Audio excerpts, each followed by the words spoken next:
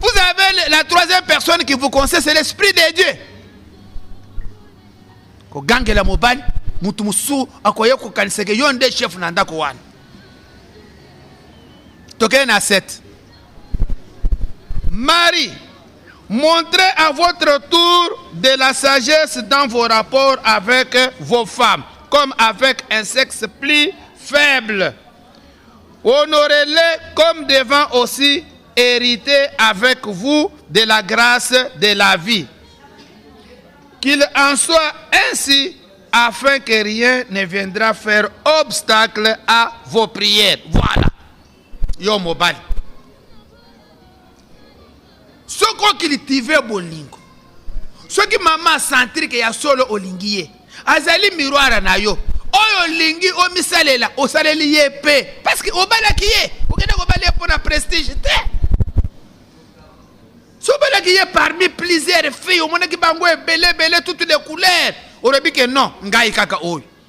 Mais au sobali au tiers andako, a commis et logo ya pamba ko saboter parce qu'il y a ko vendre l'on andako. Et ayeba ki mwasi na ye, baboti bana nyonso to tu ko tanga awa. Na Genèse 4 17 à 18.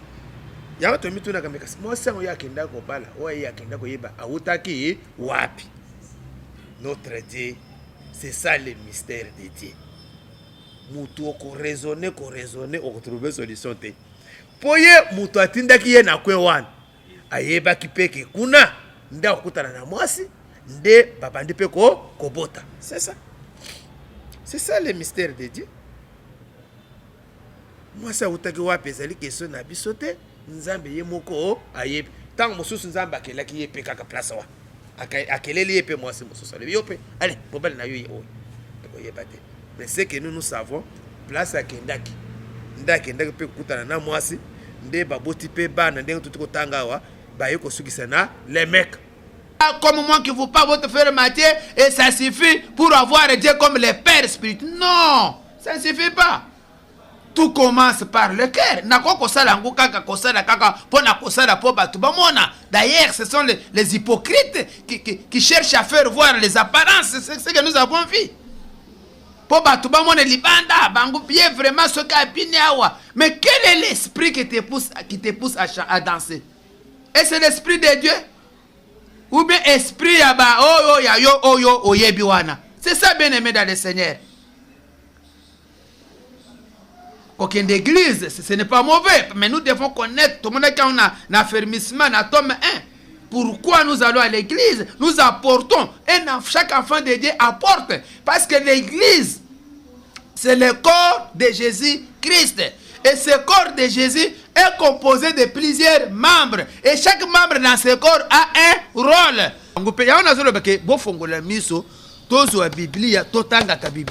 Pour comprendre.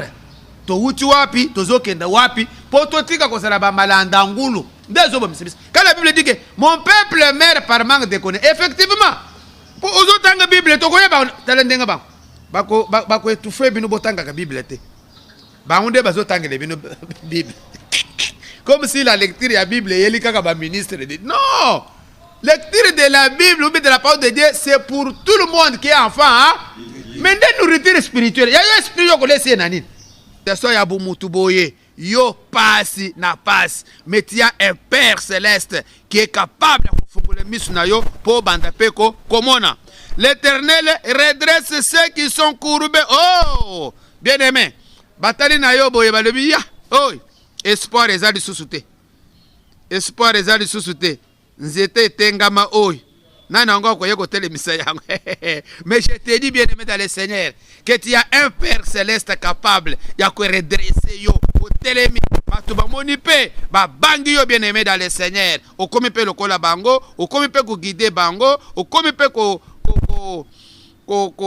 diriger bango les péchés plus que peut-être toi-même mais tu ne vois pas que tu es en train de te creuser le chemin de l'enfer, bien-aimé. Voilà l'importance dans ces enseignements de l'auto-affermissement. Tanga Bible, oyeba. Osa la Bible, il y a qu'à retirer sur la bise.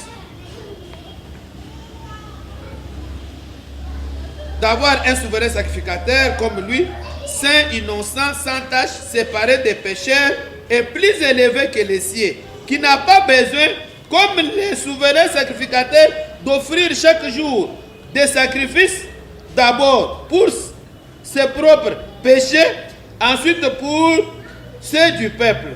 Car ceci, il l'a fait une fois pour toutes en s'offrant lui-même. En effet, la loi établit souverain, sacrificateur des hommes, sujet à la faiblesse.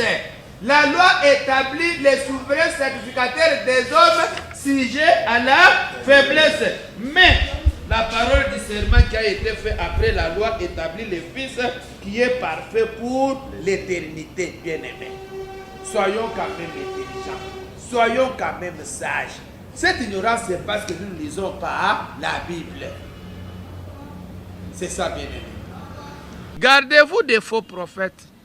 Ils viennent à vous en vêtements de brebis, mais au-dedans, ce sont des loups ravisseurs, bien-aimés.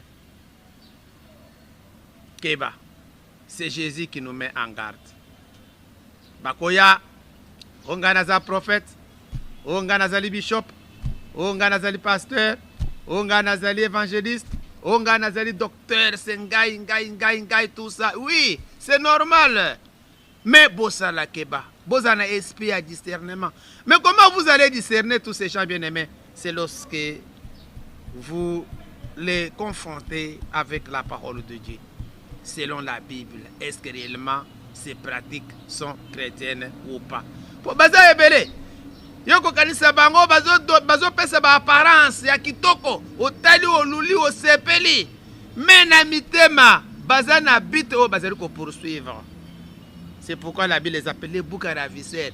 Baeba kobotola oyo zanango na ba enseignement lukuta boye pesa lona sala boye tout ça. Mais toi en train de t'appauvrir, il y a celui qui s'enrichir. Sion sera sauvé par la droiture. Et ceux qui s'y convertiront seront sauvés par la justice. Oh. Mais la ruine atteindra tous les rebelles et les pécheurs. Et ceux qui abandonnent l'Éternel périront. On aura honte à cause des térébintes auxquelles vous prenez plaisir. Et vous rougirez à cause des jardins dont vous faites vos délices. Oh, bien-aimé dans le Seigneur.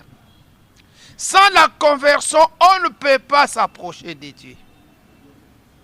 Sans la conversion en Jésus-Christ, on ne peut pas attendre de Dieu une bénédiction, bien-aimé.